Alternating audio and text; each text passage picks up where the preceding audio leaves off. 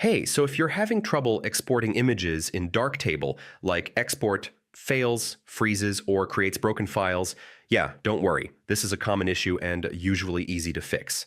In this guide, I'll show you step by step how to fix Darktable export problems in 2026. First thing, check your export folder, make sure the location exists, and you have permission to save files there. Next, check your disk space. So, low storage can stop exports from completing. All right, restart Darktable.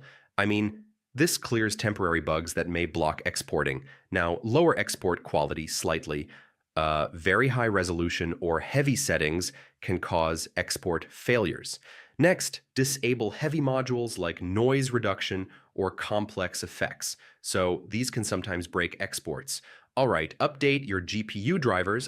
Outdated drivers can cause rendering and export issues. And yeah, reinstall Darktable if nothing works. This fixes corrupted installation files. So that's how you fix Darktable export problems. Once fixed, you should be able to export high-quality images without errors.